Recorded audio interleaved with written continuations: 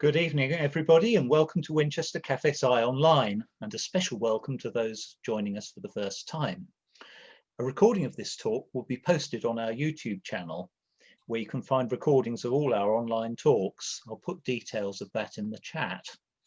You can also find links on our website, www.wincafesci.org.uk. If you enjoyed tonight's talk and are not on our mailing list, you can sign up for it there to be notified about future talks. After tonight's talk, we will take a break for a few minutes before the Q&A. So please put your questions into the chat and I will read them out. That includes our viewers on YouTube. As we have a fantastic attendance tonight, we may not be able to get through all of the questions, but we'll do our best.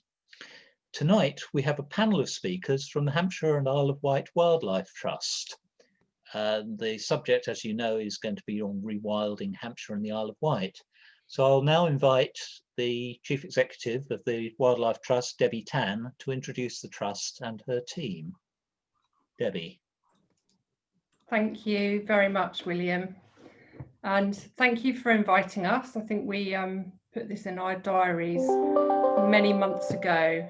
And we were originally going to be meeting face to face, but thank goodness for Zoom, we can carry on doing as much as we can, as normal as possible. So the subject of tonight's talk is rewilding Hampshire and the Isle of Wight. And it's brilliant that so many people have joined in and so many people are interested in this, really fascinating topic. So I'm just going to speak for a couple of minutes just to introduce the Trust and to introduce my team, and then I'll hand over to them shortly.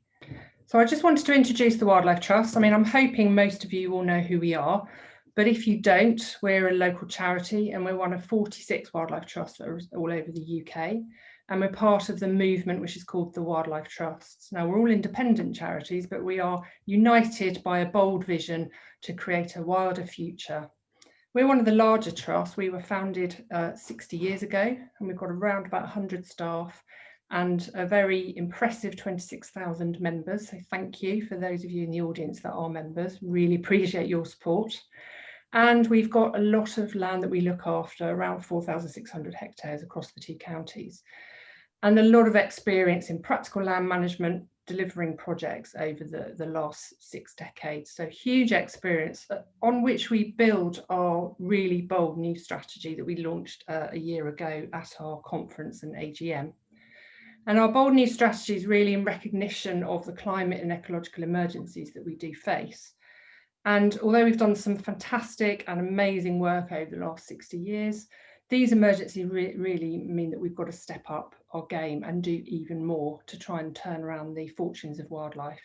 So last year we launched our strategy, and our big vision, our headline, is to try and get 30% of our land and sea into recovery for nature, for wildlife, reduce the pressure on nature everywhere else, and that includes things like water use and reducing pesticides, etc., looking at food and farming and wider uses of the countryside, and encouraging and enabling and inspiring people to really step up and do more in their communities.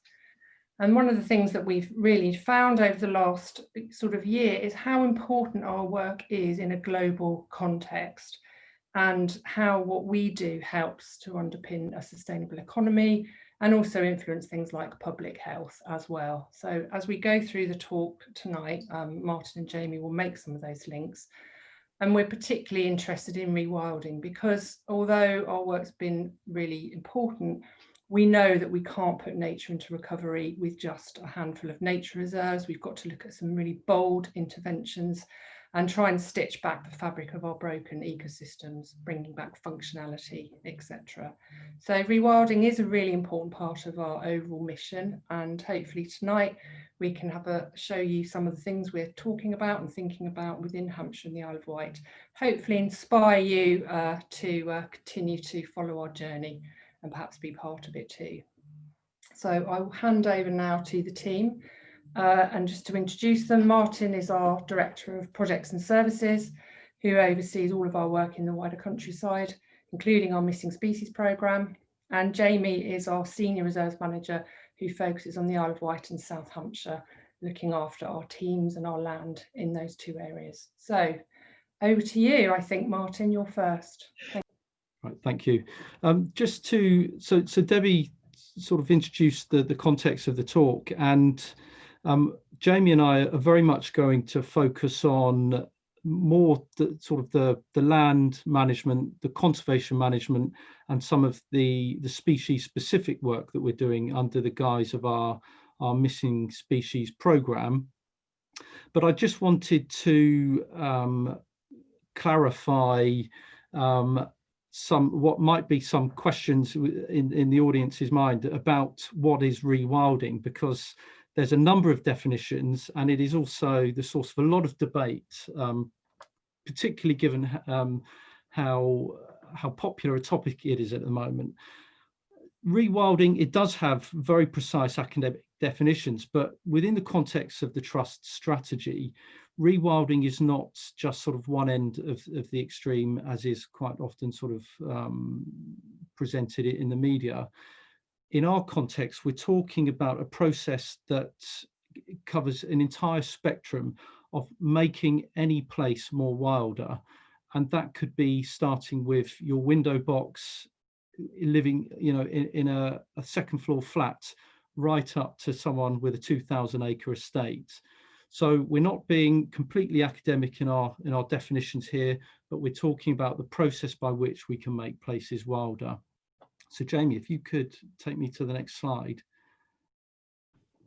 So as we watch this short clip, I hope you can all see this at home.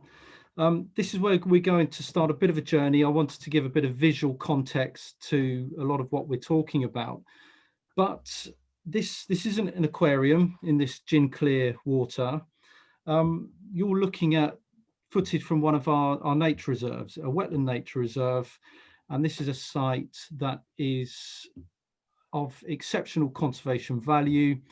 Its bioabundance is immense, and the diversity of species that live there are exceptional as well. And the amazing thing is that image that you're looking at is very different to what preceded it not that long ago, barely 15 years ago. Jamie, if you could go to the next slide, please. And that's the land that you're looking at. This was conventional, we would probably say relatively intensive farmland on the doorstep of Romsey, and you can see the Abbey in the background there. This is Fish Lake Meadows. This is one of our sort of relatively new reserve. We say newest, but this is a really important reserve, because without us perhaps realizing it before the strategy, this was probably our first true rewilding nature reserve. And the wonderful thing that we've learned from this site is really the power of nature, just given the chance. If you take your foot off the pedal of intensive management, how quickly nature can recolonize, but also quickly exploit the structure and the parts of that land that were once used for very different means. And that previous slide of the fish in that very clear water was one of the once very deep drainage channels that would have been routinely managed to make this land managed as productive farmland. Next slide. And there we are now. You wouldn't believe that is the same site, that in less than 20 years, we've gone from pump drained intensive farmland used successively for decades, mostly for some form of crop cultivation. But now we've got one of the foremost, most important inland freshwater sites in the whole of Hampshire, probably beyond that. And those drainage channels, they've become conduits, or you could also say arteries for life and for the transfer of water into that site. But the clarity of that water also gave a really good reminder of the power of nature to also provide very important services that we ourselves benefit as human beings, and that's the power to clean the environment if given the chance. But as I said, this is a foremost freshwater site on the doorstep of Romsey now. Next slide, please. And as I wait, I'm hoping you'll be able to see, and just another example of what can happen just given the chance. when, as I said, you sort of almost sit on your hands, you let nature take its course, and suddenly, as we've learned from Fish Lake, very charismatic wildlife, species that we, for many years as conservationists or as naturalists, were led to believe would only go to the far off, very large nature reserves managed, in usually more remote places. But now we're finding that this, what once was very rare wildlife, is now quickly colonizing places very close to human habitation. And importantly, it's giving people the chance to experience wonderful wildlife up close. And what I'm hoping you were going to see is a video clip of a bittern feeding in the reed bed in that reserve in full view of one of the viewing screens. So as I said, a bird that once we used to consider exceptionally rare, once on the brink of extinction, but now in nature reserves on the doorstep of very busy town centres. Can we go to the next slide, please?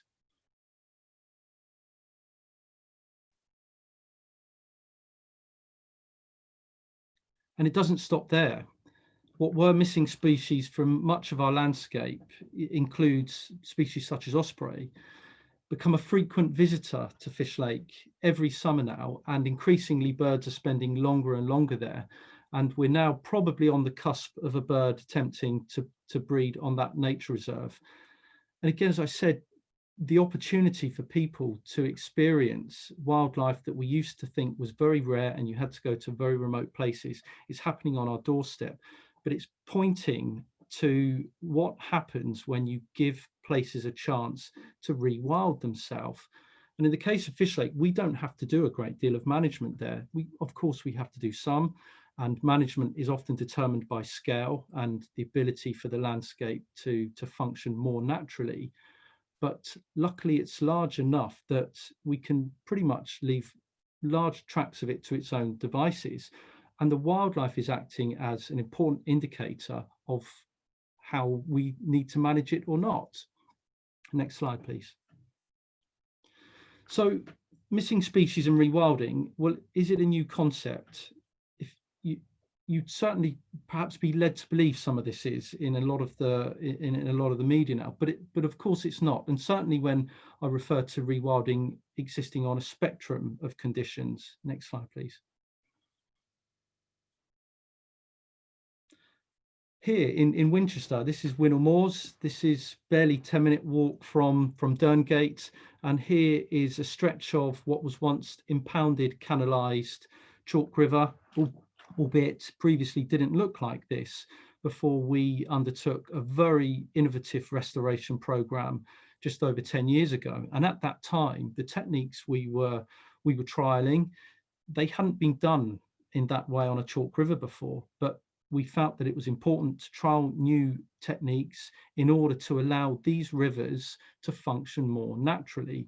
And here's an example of a river now self-sustaining in the way it functions, requiring limited management and being incredibly rich in wildlife because of the diversity of habitats that this reach in particular supports. Next slide. White-clawed crayfish. On the Itchen, they up until about 15 years ago, they were hanging on in a very restricted range, mostly on the Candover, as we thought at the time. But concerted effort by the trust, probably led mostly by one individual, particularly working in partnership with the Environment Agency and a number of landowners, we've now been able to work to the point where this species has now recolonized or been helped to recolonize large tracts of the Upper Itchen range. So we've now reduced the vulnerability to a degree of this species becoming extinct and that genetic integrity of the River Itchen specific population being lost. Next slide.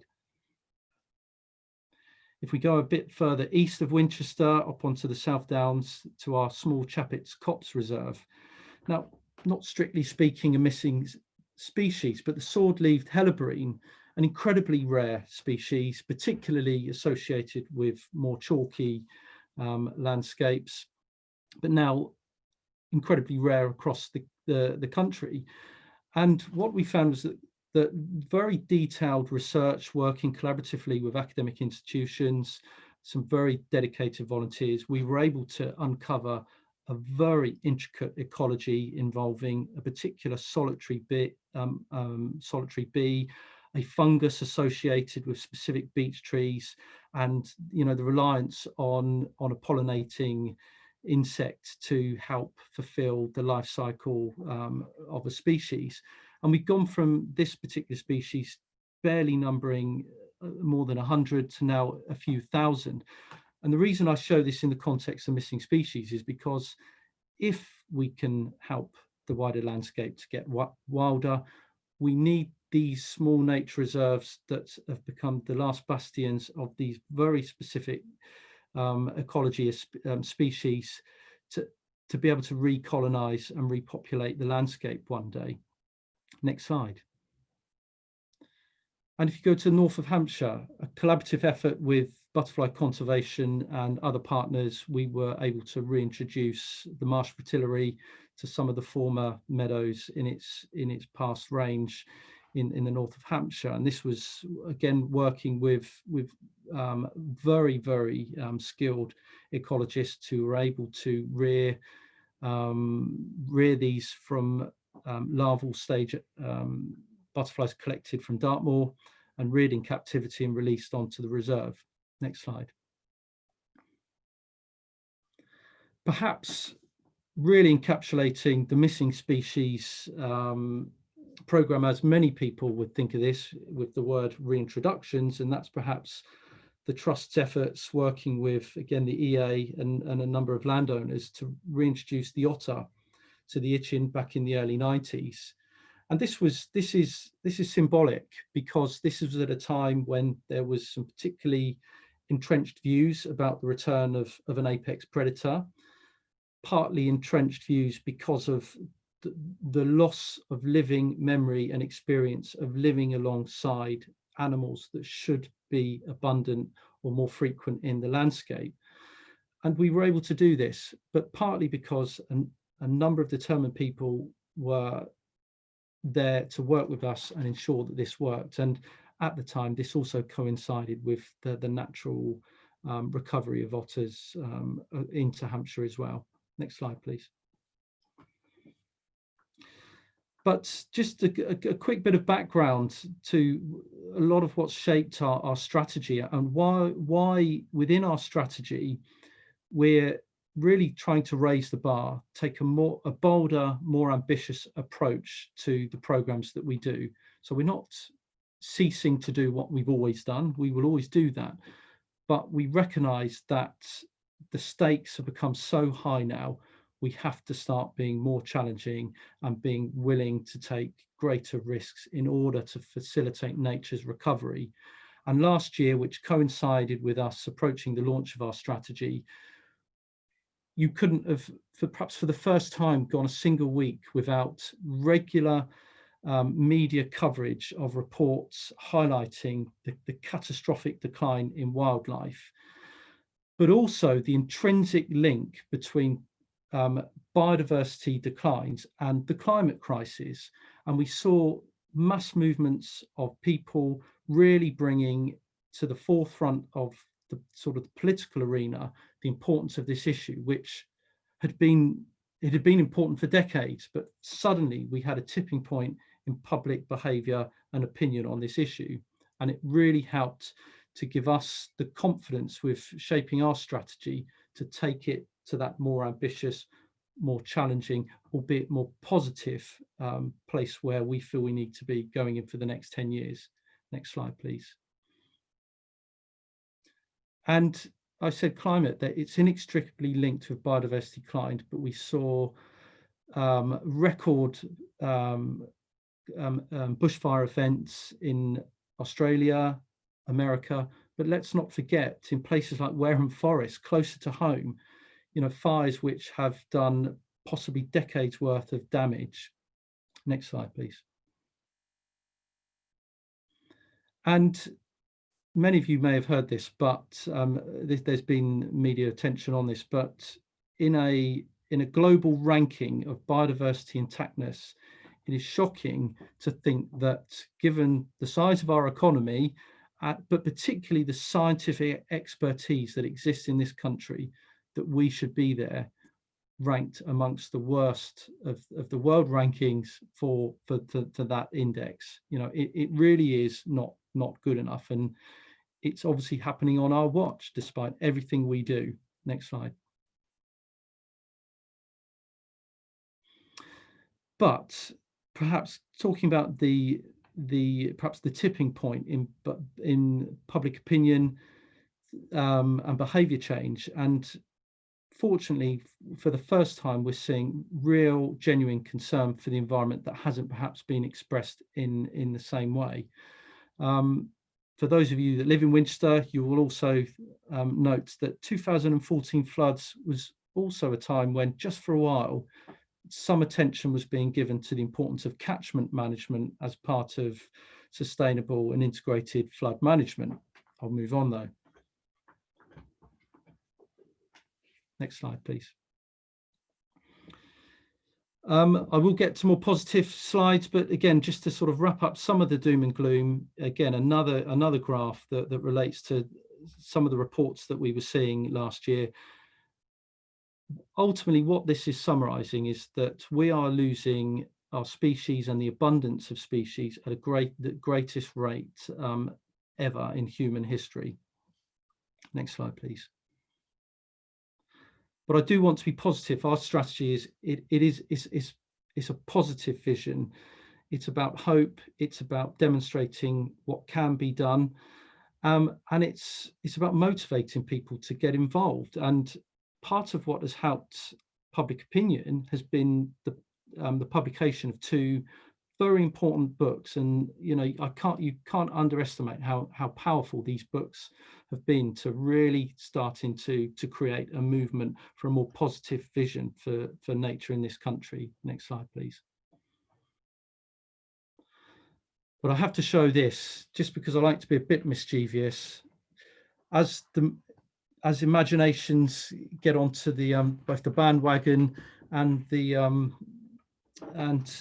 that domino effect of positivity, I love this poll that showed that there was a real appetite for reintroductions. Now, I'll leave the jury's out on whether any of us in our lifetime will see all of those, but I think it's a very interesting graph, particularly when you start to see what is happening around the country with and Europe with other introductions. Next slide, please. And finally, on that point, just a symbol of wildness, and quickly stepping away from the Hampshire context, a bearded vulture or a lammergeier, you know, a real symbol of wild mountainous reaches in Europe. Well, one decided to spend a large part of this year in the Peak District. A certain irony there, because the Peak District, many would argue, is one of the most nature depleted landscapes in the UK, and also covers national park territory. But this has really helped to both capture the imagination of wildness in this country, and also start to raise the bar in terms of public expectation of what sort of wildlife should be here, but what also can thrive here given the chance. Next slide, please. And so, as I said, the strategy, you know, there's some really headline points that come out of our strategy. Last year, partly based on a lot of our own analysis of the ecological network mapping in this country, we determined that we would need a good third of the county working in some way to facilitate nature's recovery in order for us to beat these challenges that I've discussed. Now, it's quite interesting that we've now gone to the point when the government is using similar figures of around 30% to support nature, and we've just seen an international report also suggesting that about a third of the world is probably what's needed also to stem a large degree of the climate breakdown alongside reduction that would be needed. So we think we probably got about the percentages right on that one. Moving on, please. So shortly before I hand over to Jamie, I'm going to tee this up to one of the species that we're of the mind should be back in the Hampshire landscape and the Isle of Wight landscape, and one that we think is eminently doable, and one that we've pretty much played our hand publicly by stating this, and we'd like to keep making the case for the return of what I've called the royal engineer, and that is the Eurasian beaver. Next slide, please. Much of what we do has to be driven evidence-based, driven by sound science, as well as trials of management and testing what works, and that is certainly the case with our aspirations for the return of beaver. And this is probably the single most important study that helps to underpin a lot of what we're now looking at for the county, and that is obviously the Devon Wildlife Trust River Otter Beaver trial, a 5-year trial which was sort of officially completed, I think earlier this year, and 5 years after DEFRA had initially declared that some rather suspiciously appearing beavers that had actually been in the River Otter for a number of years, that they should be removed. And interesting, a public backlash helped to support a call from Devon Wildlife Trust and many other organisations that this should be part of a trial to see what would be the true effect of an expanding free living population of beavers in the River Otter. And the conclusions of this study, while certain questions remain unanswered, but the balance of probability as well as the degrees of robust science within this almost certainly give us grounds that we should look positively for a managed return in some way to our two counties. Next slide, please. And before we talk specifically about the county, I just want to really make an important case here. Water resources and water quality, we are suffering acute issues with the sort of the sustainable management as well as sustainable maintenance of both resource and quality in Hampshire. And let's not forget, we have globally important chalk rivers, and we have to take this seriously and look at everything that is in the toolbox, not just within regulation and water company ability, but also what can the landscape, which we know is not functioning as naturally as it could, but what could the landscape do to both deal with both the legacy and the ongoing acute pressures facing our water resources. And just to make a point, this was end of February earlier this year, when much of the country was suffering some degree of flooding from high rainfall and a lot of groundwater flooding in some areas. But this is in the Chilterns. This is an area that should have been flowing as we would have seen upper reaches of the Itchen at the time. Next slide, please. And at that same time, this picture was taken on a tributary of or towards the Upper Test, and you can see the diffuse pollution coming out of a small, more of a drainage channel, but this is actually coming from a pig farm. You can see the discharge of sediment, probably nutrient-rich sediment, coming into an area where a lot of restoration has been done for wild fisheries in that reach. Next click, please. And this data that was published this year pretty much sums up the problem that we've got. And this really isn't good enough. Environment Agency data has now published that 0% of surface water bodies in this country are failing the standards that's required of them. We're the worst of the UK nations, and we're amongst the worst in Europe. And that's in Europe, where about 40% is about the average. It's probably not good enough still, but 40% compared to 0% is not good enough when we have an ambitious 25-year environment plan with government. And the reason that the renewed data resulted in 0%, down from only 16% back in 2016, was because finally the chemical standards were were brought in at the level that they needed to be monitored and reported on, and nutrient enrichment is a big part of that. Now, why do I show that here in relation to beaver? Well, next slide, please. As the river otter trial demonstrated, and as well as evidence from across Europe and other trials, as well as what we might call feral populations in the UK, the beaver activity plays a vital role in retaining water in headwater environments. And within that activity, it creates the ability for the catchment to hold back nutrient-rich sediment.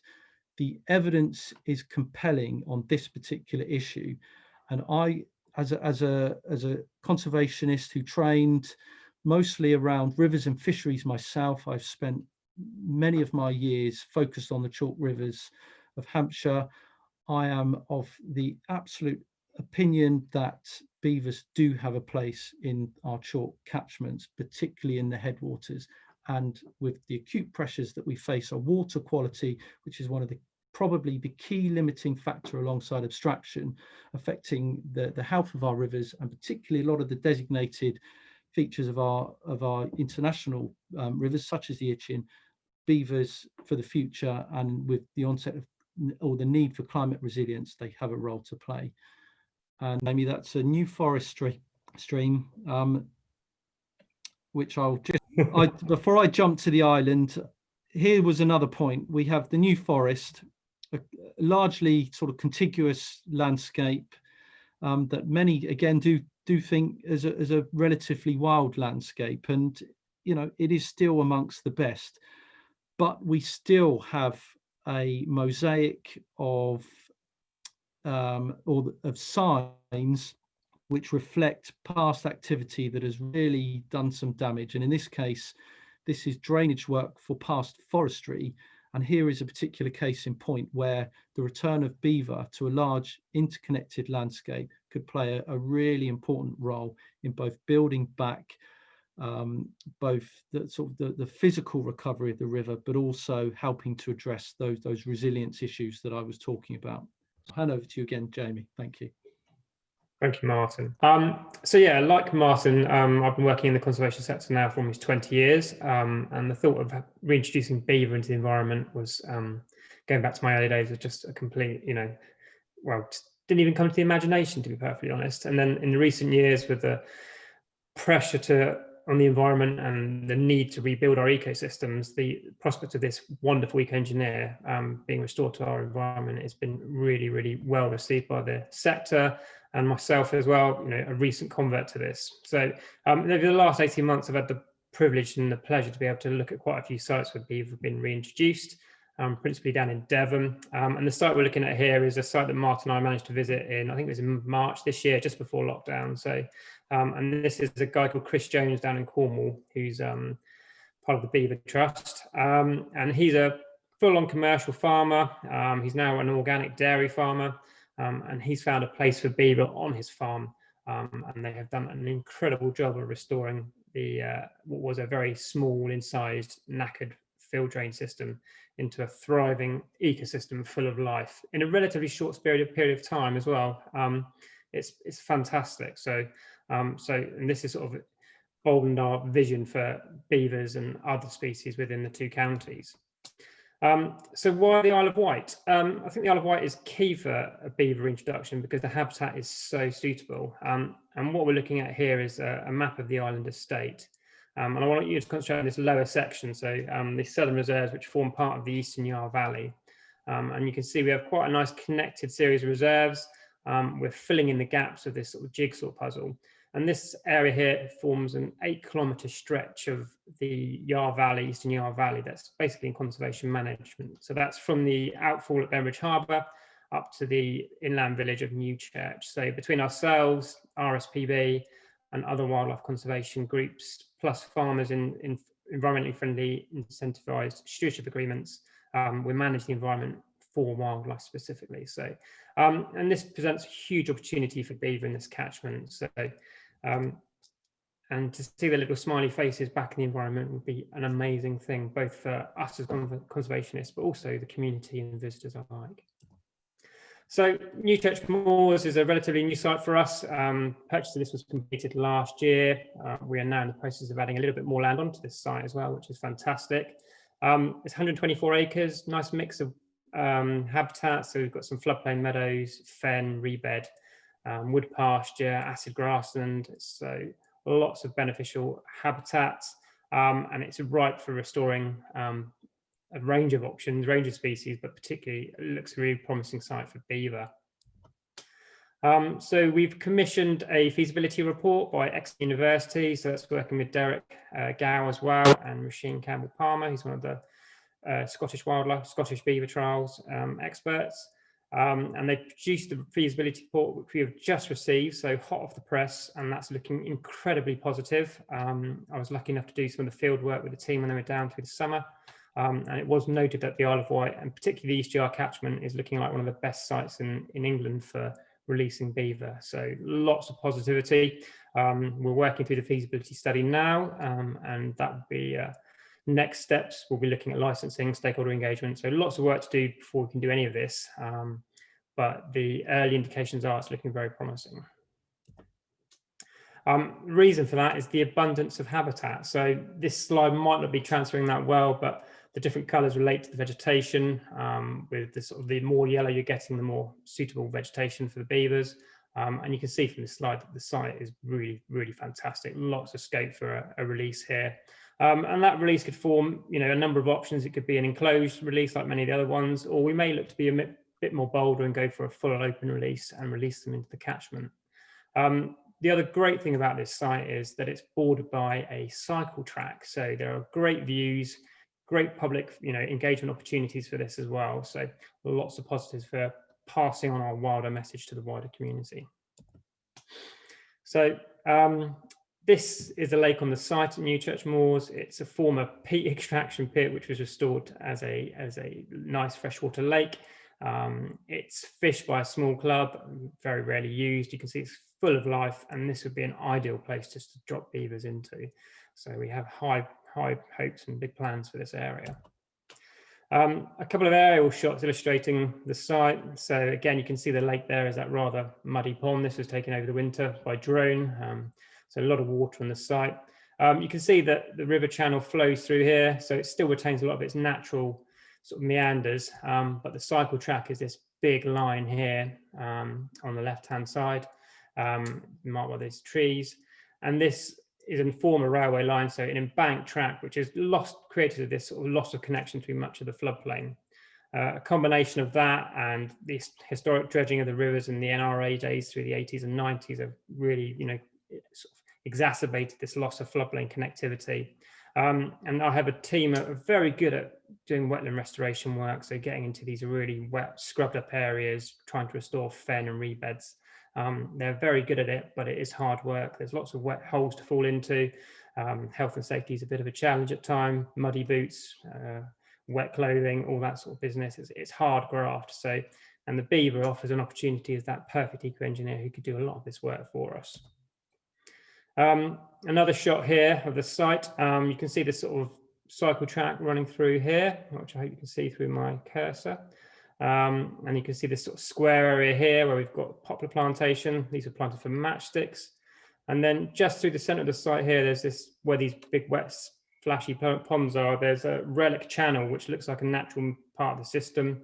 And we are hopefully in the longer term to do some restoration work there.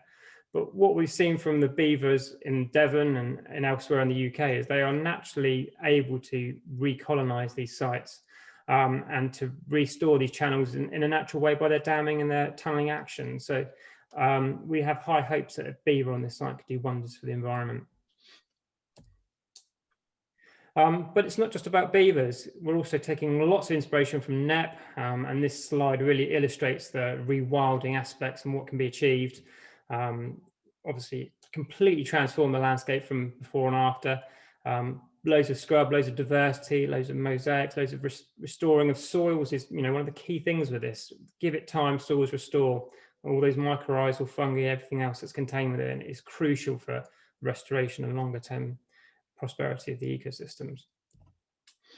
So we also have our own little wilding project on the island. So we were fortunate enough to purchase Little Duxmoor, which is a small 100-acre farm where we are starting our rewilding journey. It's incredibly interesting site already. It's formerly planted up with a lot of maize. It was feeding an anaerobic digestion plant, so lots of maize planted across it. And when we took control of the site earlier this year, it was just maize stubble all over the site. And it's responded amazingly well. So this is a site in the peak of summer, absolutely covered in mayweed, stinking chamomile, and we have not done a thing. So this is, you know, nature doing its thing. Already loads of nice rare arable flora have popped up. So we're carrying out lots of baseline data survey to help us inform us with our management going forward. But already we've thrown out quite a few rare plants. So upright goosefoot, spreading hedge parsley, perhaps is one of the most notable weeds. And then a lot of the classic arable weeds that are very much in decline. So things like fluellens, spurges, field pansies. So there's an abundance array of arable flora on this site. Farmland birds, yellowhammers, linnets, everything's starting to form on this site already. So, you know, traditionally a conservation view would be just to manage this, but actually having the option to just let it do its natural thing is really quite gratifying, but also a little bit challenging at times with me wanting to sort of, oh, we could do this or we could do this. But we're just doing the hands-off approach, getting to understand what's on the site, which is key, and then that will help inform how we manage this rewilding site going forward. So what are we going to do? Well, I think grazing is key for us, and pigs are going to form part of our management. So we've got a few barriers to sort out, particularly how we have pigs are accessing rights of way and the interaction with dog walkers. That could be an interesting one. But, you know, this isn't new stuff. NEP have been doing this for some time, so we can learn from NEP, we can learn from people like Derek Gow and other rewilding projects happening in the UK. Going back, the nice flora picture on the left is the spreading hedge parsley.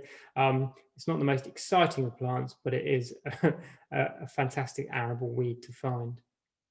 And so, you know, our vision is to have free roaming livestock, low density, running across this site. So a combination of pigs, cattle and ponies, just engaging across the whole site, really. We've got some nice little sections of woodland where they can go in and turn over the soils. And we're hoping the feeding actions of each of these different grazing animals will be able to produce habitats for the continuity of a lot of these species. So arable flora can thrive where the pigs are uprooting and turning over soils. Other grasses, weedy stubbles, etc., can be produced from the actions of the cattle grazing and the pony grazing. And, you know, scrub will play a key part in this. So the development of scrub across the site, the hedgerows expanding into the field units and field margins may help to bring back species like the turtle dove, and who knows, even nightingale onto the site as well. But it's also an opportunity to think big, and the island presents a lot of opportunity at the moment. So this is a large landholding, large farm in the centre of the island that's up for sale. It's adjacent to one of our reserves. And this is a considerable chunk of land, over 500 acres, and prime for a big rewilding project. So we're working very hard behind the scenes to see if we can raise the funds to purchase this site. But this would be a fantastic opportunity and presents even more opportunities for species re-establishment programs and quite bold restoration wilding projects. So, you know, we're thinking big, and, you know, species like the sail-bunting illustrated here could be a fantastic addition back into the environment. Species that's restricted almost entirely to Devon and Cornwall in very small geographical areas. But you get the habitat and the management right for this species, loads of other species will come with it. And, you know, the sail is quite a flagship species for us. So we've been working hard looking at developing projects to deliver across the island. And it's just making sure the suitable habitat is there. Another species we're looking at quite hard at is Chuffs. So successful reintroductions across England through Devon, Cornwall, Wales, and Kent are acting one now. Channel Islands as well. So lots of scope, lots of fantastic habitat on the island, and another species that would do really well. And all of these species sort of reintroduction programs, it's now not new on the island. Of course, we have our fabulous white-tailed eagles. a project that was viewed with some skepticism by certain elements of the community, lots of positivity, but also quite a lot of negativity at the start when this was announced. But Roy Dennis, Forestry Commissioner, and his team have done a fantastic job of promoting this project and acting on it. And we're in year 2 now, and it's like nothing's happened. You know, everyone's accepted it. The eagles are generating loads of positive press. Some of the birds with their amazing journeys throughout England have really, you know, helped cement that. And, you know, what's more inspiring to a young person than seeing these, you know, magnificent, iconic birds, and the ability to see them hunting as well, feeding. They're just fantastic. So a lot of the groundwork for this re-establishment, reintroduction programs have been set through this program. And the eagles are going from strength to strength, and there's amazing stories that go with it. So I think, you know, these sort of species hook into that younger generation who get inspired and then, you know, embrace the environment and learn to love it. Martin, back over to you. Okay, I'm back. So the Hampshire context, along with the island, I think we want to make the point that these 2 counties are now places where people can come and see wildlife that once people thought you had to go to the real perceived wilds of the UK to do that. And what particularly the eagles is already showing, but also this species here, the pine marten, which now frequents the New Forest at very low densities. These species that the textbooks have told us for years need large unbroken tracts of undisturbed landscape is not actually the case, and that they actually can thrive in mixed-use lowland landscape or environments. And in the case of the pine marten, it is perhaps a rather suspicious reappearance in the forest in terms of its initial origins, but this is another project that we hope to partner with Forestry England to ascertain the true distribution and also sort of the genetic health within the forest. Next slide, please. And to make my point that they don't just live in these primeval tracts of woodland. Here's one down at Keyhaven, right next to someone's hot tub, way away from the old growth forest. We know that these species, because we know it from experience in Europe, they do filter out into villages and some urban areas if they've got the shelter as well as the food opportunities. So again, this is another symbol of perhaps returning wildness that can become part of people's lives. Next slide, please. If you can just try the video, hopefully it'll work. But what you can see here, this is the actual reintroduction project in the Forest of Dean, a partnership project between Forestry England and led by the Gloucestershire Wildlife Trust. And again, this is to make the point that these projects, these are not new projects. You know, we're actually behind the curve, so to speak. But with places like the New Forest, it's tantalizingly there for us to help facilitate and make part of the familiar part of the Hampshire and Isle of Wight countryside. Next slide, please, Jamie. So as I I'm going to sort of near the end now, and I'm going to bring it back to Winchester, but I really want to sensitively reference the current pandemic. I feel it would be remiss of me not now to mention it, because this particular pandemic, as well as most others that we've experienced over the last 40 years, they have their origins in some form or another from wildlife in some way. But what we are seeing here, so just to reference this slide, this is from the Intergovernmental Panel for Biodiversity and Ecosystem Assessment. And the evidence is overwhelmingly clear on this. A further report by WWF Spain during the summer had also published very similar sort of statistics. 70% of pandemics in the last 40 years, all zoonotic in origin. And what all of this research shows is that they can signpost the origin in some way or another to human activity that has disrupted the function of landscapes and the natural ecology and behaviours of wildlife that lives there. I flag this because I feel it needs more attention. We all need to be more aware of it.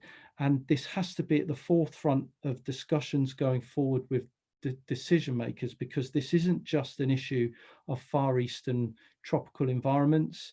This has a root in some degree or another to more temperate countries such as ourselves.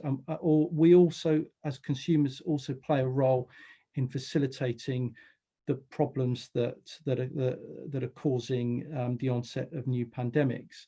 The global economy can't survive this, so we have to have a mindset that is about prevention rather than response to these particular issues. And as I said, I want to bring this up sensitively, because this is the current situation has impacted all of us in some way or another, and we need to find a way forward that is also sustainable. So moving forward, next slide, please. And I'm going to just bring it back to Winchester, because I know many of you are from this area, and I felt that we should talk about some of our vision. And I'm just going to really just give a taste. I'm not going to go into any depth here, but part of our response, both to the emergency, but also recognizing sort of that messaging about sort of the link between human health and the natural environment. We have to view our movement as being in an era of restoration, not just protection. We've not done a bad job at protection, where we've had the means to do it. And here you see St. Catherine's Hill, Iron Age hill fort, but also important chalk grassland site. But in the case of the Winchester and the South Downs Gateway, a landscape of immense severance because of urban expansion and industrial practices to some degree or another. So firstly, I just want to highlight that we have quite bold visions, and we're liaising closely with Southern Water. We see an opportunity, an eminently doable option to restore large tracts of the waterwork estate in this area, to both restore that landscape, but also help to kickstart nature's recovery over a renewed 30% within the local area. Next slide, please. And we're also asking questions about reconnecting the landscape across that motorway. It's been well documented that that was probably the best bad example of how to do a motorway through a landscape, particularly historic, highly designated landscape. But we have had some success to the degree that Highways England have at least costed and undertaken a feasibility for putting a green bridge and reconnecting the landscape. So we continue to work closely with the National Park and to exert friendly pressure. But again, this is the bar that we're raising, not our ambition, but our expectation. And this is the point where we really want to start to get public opinion and public expectation sharing that vision, because this is an eminently doable part of the long-term solution for climate resilience and nature's recovery. So I think onto my final slide.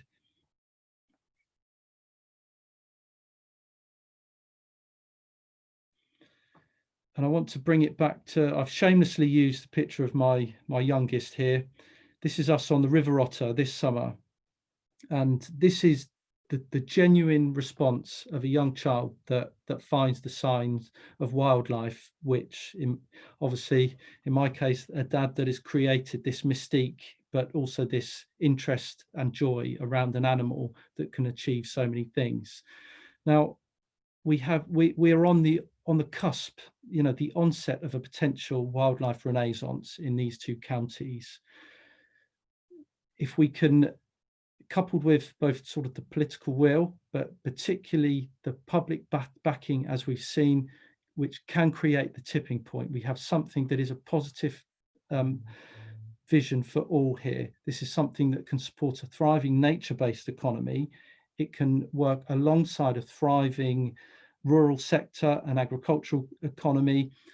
But we're on the cusp of having this generation being the first generation for decades that can actually be growing up with a shifting baseline that's going in the other direction, and one whereby, this is now the example, whenever I go anywhere with my son, he expects that any river we go to, we should be finding beaver signs. And in the same way that he will grow up thinking that eagles are normal now in this area, I hope that it won't just be beavers, it'll be bioabundance of all sorts of animals and plants that Hampshire and Isle of Wight will become widely known for. Thank you for listening, and I'll hand over to our host. Thank you very much, Martin and Jamie.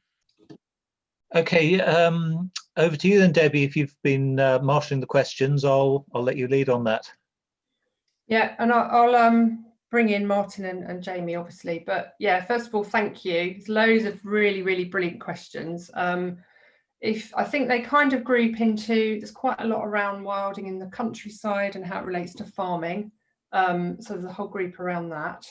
There's a group around wilding at the local and community level. There's a group of questions around engaging young people. And there's another group of questions around kind of working in partnership and other opportunities. So I think probably, if it's all right, we can maybe start with the sort of wilder countryside type ones and working with farmers. So I think Don Anderson kicked us off with, can you comment on striking a balance between rewilding, conservation of historical characteristics and public access? And I think the word balance there is probably quite key. Is that something one of you guys could pick up? Yeah. Well, I think it goes hand in hand with the vast majority of managing the trust estate. And, you know, Fish Lake Meadows at the start is a good example of that. It's carefully zoned access, but nevertheless, there's a lot of access on site. The visual access is excellent, but it strikes a balance with retaining enough protection for the more sensitive areas. And then jump back to Winchester, Winnell Moors, you know, lots of archaeology, cultural significance, and has to have that balance, but on the whole, you know, has a relatively good amount of access zoned around the conservation management of the site. Jamie, do you have anything to add? Yeah, I think rewilding is also not right for every piece of the environment as well. You know, certainly heavily designated sites, triple SIs, SPAs would still be protected and managed for those features.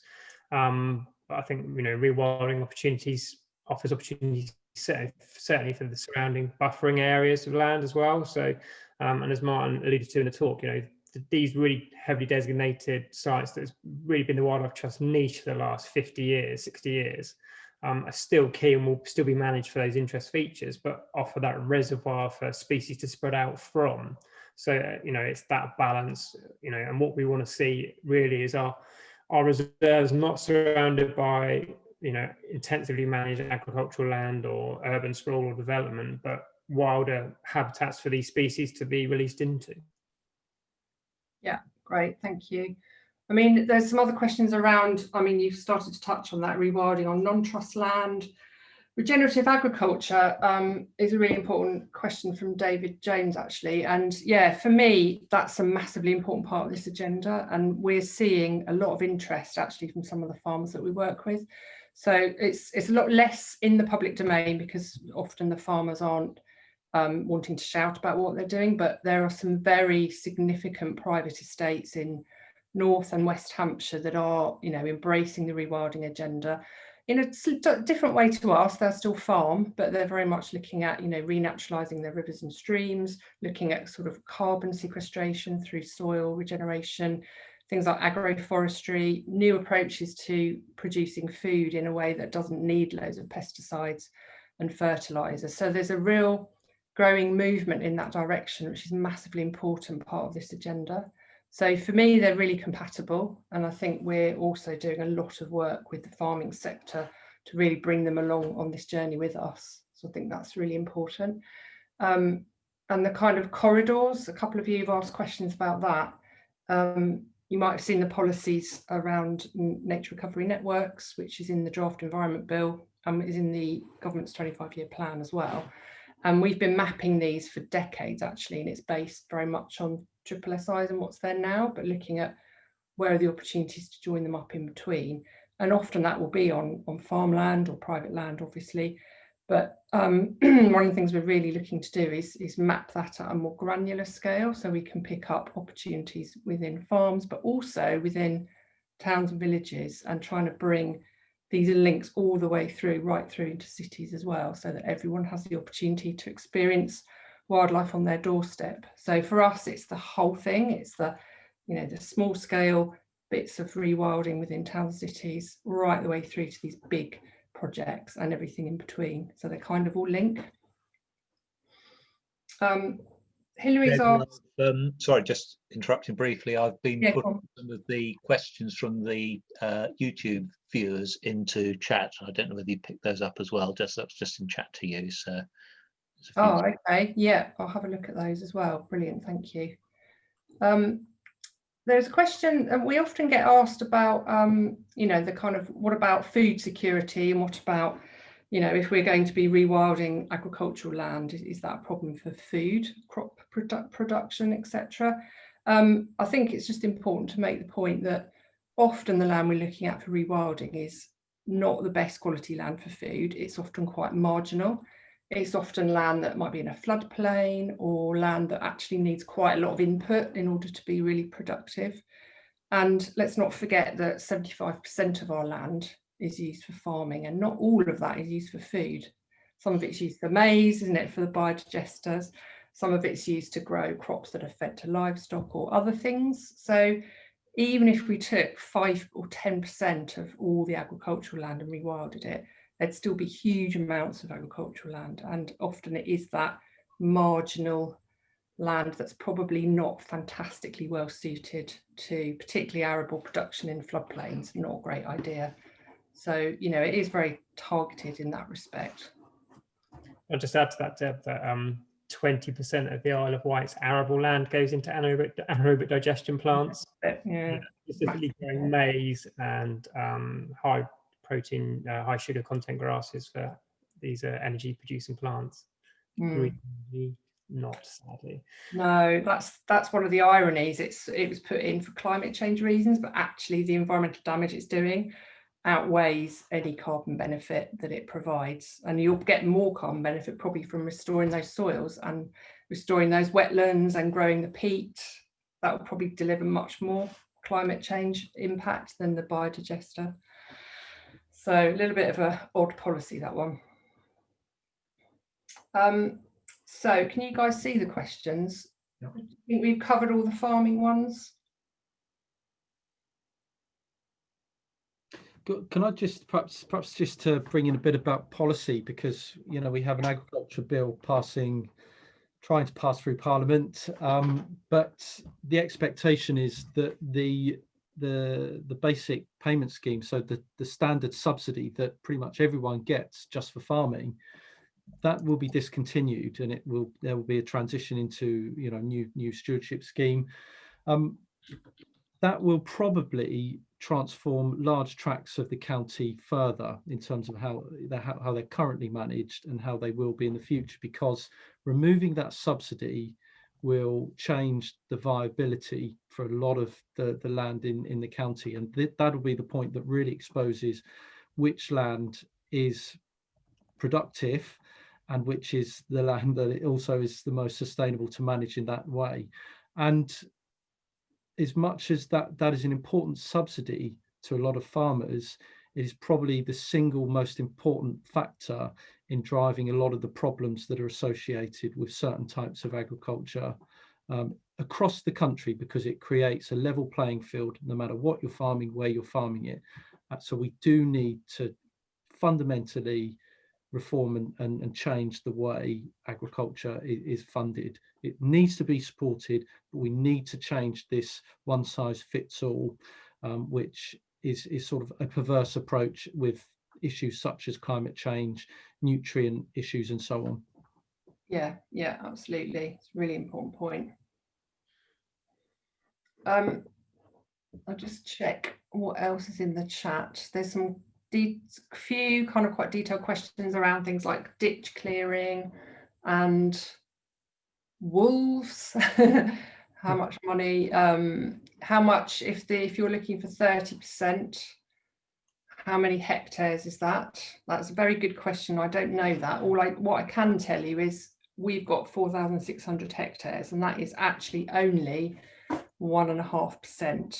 So when we say 30%, we don't mean the trust will manage all of that. No way, we could never do that. But what we do mean is that 30% is in recovery for wildlife. So that would be a combination of land that we're looking after, but also challenging the national parks to do more, challenging the local authorities to do more with their land. Did you know that in Hampshire, 15% of the whole of the land is owned and managed by public bodies such as local councils? It's massive. And a lot of that's tenant farmed, a lot of that isn't doing much for nature, and it could be doing much more. Also to call on local authorities to look at parks, call on farmers to rewild 10% of every farm, things like that. So the 30% is a whole combination of mechanisms to achieve that. What we have said publicly is we'd like to double our own estate in the next 10 years and be very acquisitional and use our land to try things and demonstrate and hopefully inspire others to do what they can as well. So that's kind of how we see that happening, and we have mapped it out, and we think it is possible with the right policies and the right incentives. It is not an impossible ask. So we've got a load of questions around wilding at the local level, such as, great to see these large scale projects, but how can we help at the village level? I don't have any time or money to spare. What can I do to help wilding Hampshire? And Paul Beavers has said, what about North Hampshire? We did very briefly mention marsh fritillary, but you're absolutely right, Paul, to bring that up. So in terms of small scale, one of the initiatives we launched as part of our strategy last year was this idea of Team Wilder, which is basically trying to really inspire and encourage people to take action, however small that is, and create a real sense of momentum and people coming together. And however small that is, if it over time it adds up to hundreds and then thousands of actions. One of our ambitions is to inspire and support wilder groups in every area of Hampshire. Now, we weren't specific, we didn't say every town and village, but effectively we'd like to see lots and lots of groups spring up all over the place. So if you think there are 2 or 3 of you in your village and you want to set up a Team Wilder group, get in touch and we can really help, and we can put you in touch with the other groups as well. And they're all doing amazing things, and it just grows and grows and grows. And the more we have that, the more we can use it then in our ammunition when we're lobbying governments or talking to the local authorities. And I can use these examples to show how many people care, and it's a vote winner, or it should be. And it's starting to get through, I think, now to politicians. So I think you can get involved, even if it's tiny, it all counts and it all adds up. Do you want to say anything about millennials and young people? There's 3 questions about engaging young people. I mean, I can say something, but do you want to come in first, Martin or Jamie? Yeah, I'll come in. I mean, we've been running a really successful apprenticeship program through a project on the island, a lottery-funded project, which has been immensely successful and has generated lots of interest. I think someone nailed it quite accurately within the questions that there are a limited number of opportunities available for young people, so it's quite a hard sector to get into, and the sector has changed dramatically, particularly in the last 10 years with what we expect of people. So we're currently looking at trainee programs and apprenticeship programs, trying to connect with those younger people to create the next generation of conservationists, because it's crucial that the work we do is picked up by younger people and it's continued going forward. So there's we've got a really good platform for delivering this now. So we're just looking at options for taking on more apprentices, more trainees, and looking at volunteering options, particularly through wider communities as well. So there's lots happening behind the scenes trying to engage with this group demographic. So yeah. We've also got a whole youth engagement programme that we're developing at the moment. One of our staff is an expert in youth engagement and behaviour change. She's doing a lot of work with the University of Derbyshire in particular. She's just graduated, and we're just working out a whole big youth engagement programme. And actually, despite somebody made a comment that everyone on this call is of a certain age, and that's probably true. However, we do experience a high volume of people wanting to volunteer. Lots of young people are taking part in things like our Secret of the Solent project. We've got 100 marine champions. A lot of those are young people.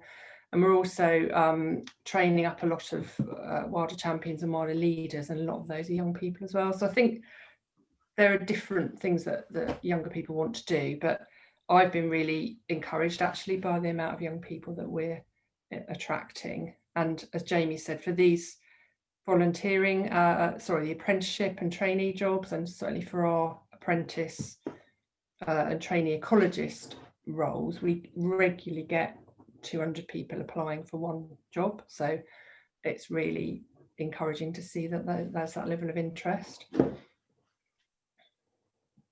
We've got a Team Wilder person in the audience from Matilde. There we go. Thanks, Matilde. That's brilliant. Excellent. Edith, you're in your 30s? You're a lot younger than me, so definitely young. Okay. There's some questions around partnerships, about other wildlife trusts. Are they all sharing rewilding aspirations? They are. Some are at a more advanced stage than others, but hopefully many of you will have seen that we've recently, in the Wildlife Trust, we've got Craig Bennett, who is now our UK Wildlife Trust's overall CEO, and obviously a massive media presence and very well known. And he's been really promoting the whole idea of wilding and rewilding and the 30% vision. So yes, most trusts are at sort of, they're all promoting the idea of wilding and rewilding. The reason I use both phrases is because in Wales, they don't like to use the word rewilding. They've had a few political issues with that particular phrase. So we sort of tend to use it both interchangeably, depending on who you're talking to. But yeah, everybody is looking at opportunities right across all of the countries. So, right, who else has a question? Does the Wildlife Trust work with other agencies such as the National Trust? You might want to pick that one up, Jamie. Yeah, certainly on the island we have a very strong relationship with the National Trust team. So we share resources, we work alongside each other on various joint projects and sites. So and they're particularly helpful for our apprenticeship program, so expanding the experience for the apprenticeships. The apprentices, they've got to work across National Trust sites and look at different, habitats, restorations, etc. So yeah, we work quite closely in partnership, and I think the days of sort of our working in our bubbles are long gone. And there's much more conjoined thinking. RSPB as well. We look at a lot of stuff locally through policy and working together on comms, objective developments, etc. So yeah, there's lots of crossover now. So it's much better.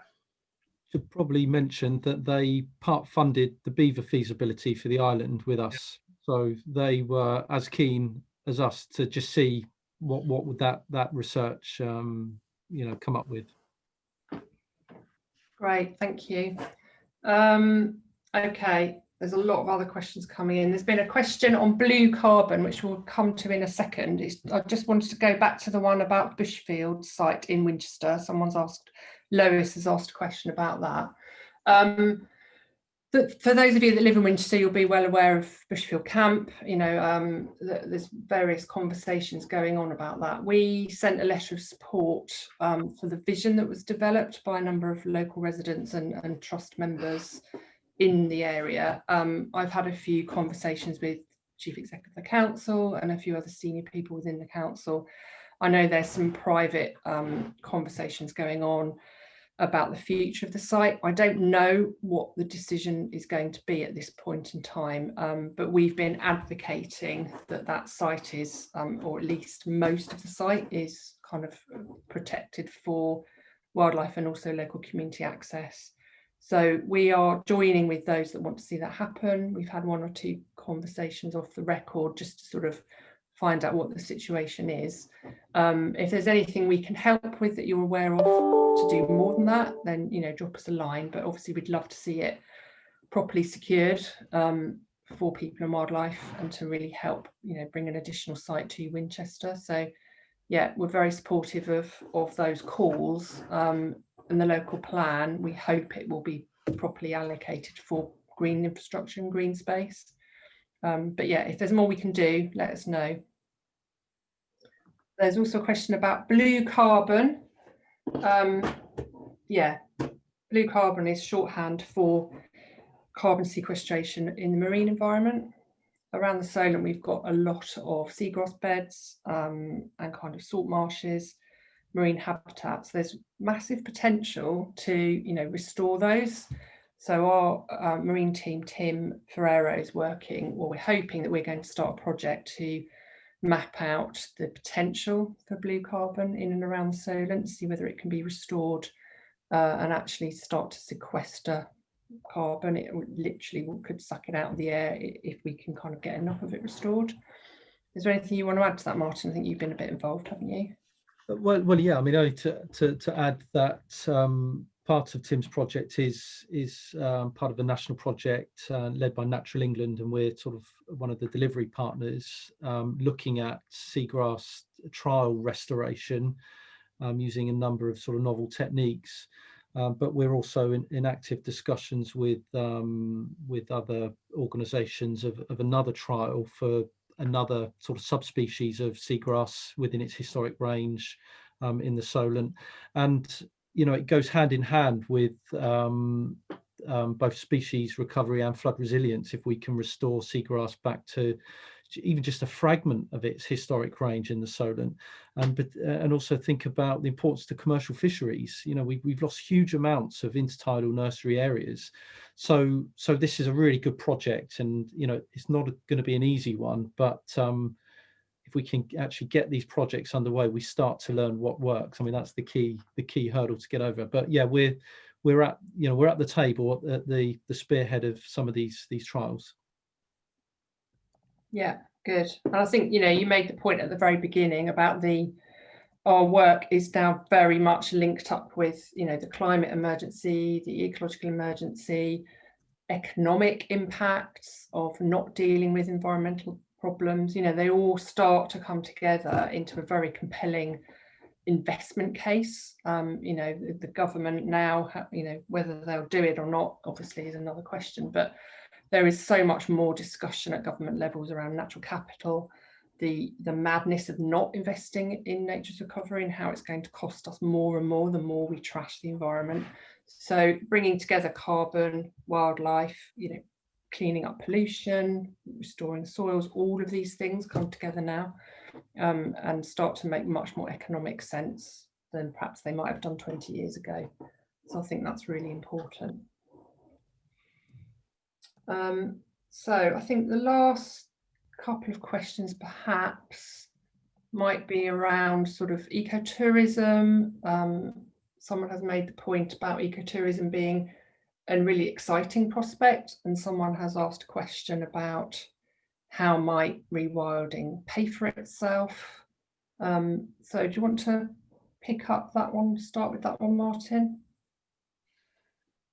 Well, firstly, I'm convinced that a nature-based economy is a very real thing, and you know, we're really missing out if we don't do something to start benefiting from that, because for people to want to protect nature, they need to benefit from it in some way, and that's partly why the Isle of Wight, you know, gives us a real opportunity, because there's already a inherent sort of tourist footfall there. But likewise, we've got 2 national parks. Not many counties have that.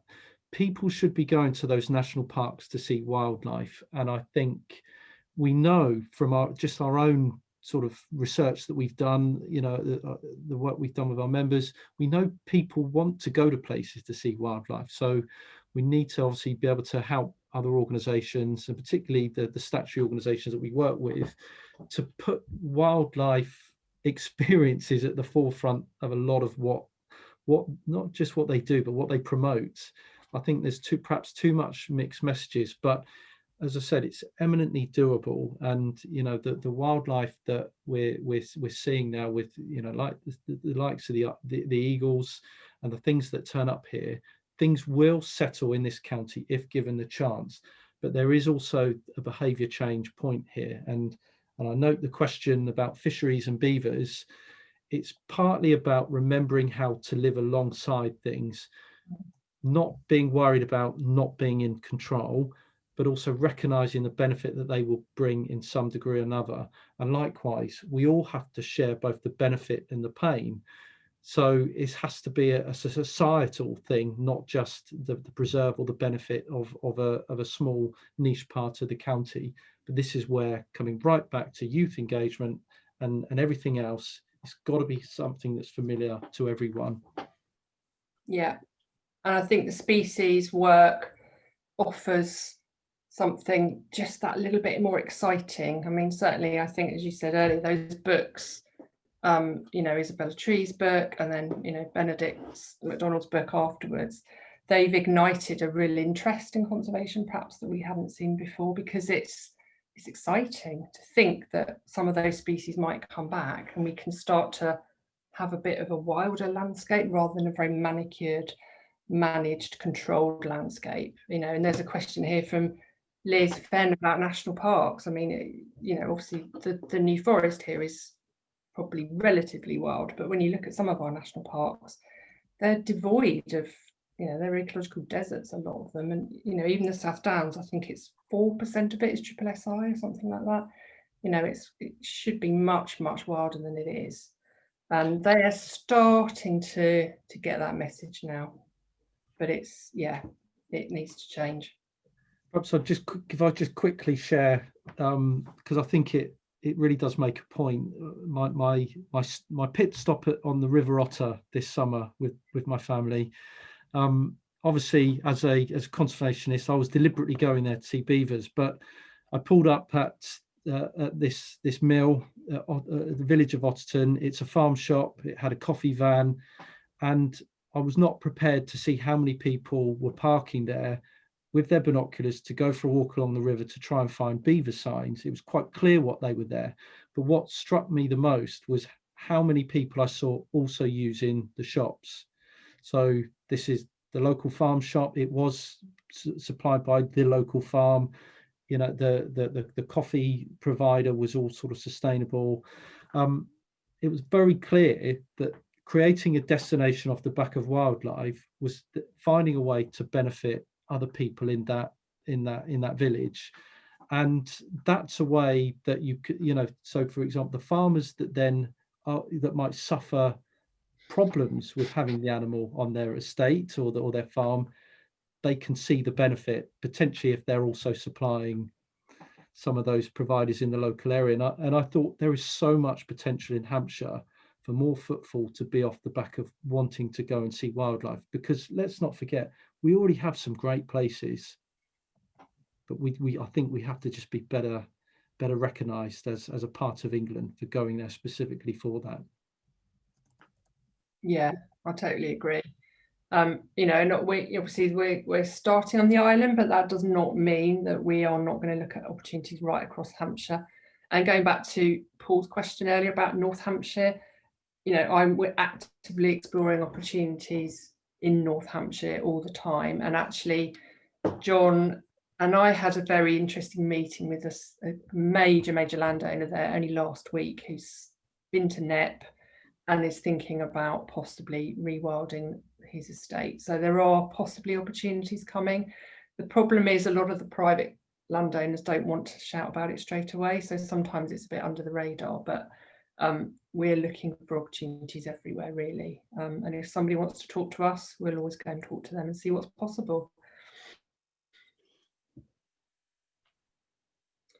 So are there any other questions? I think we've more or less covered in a roundabout way, I think, most of what people have asked.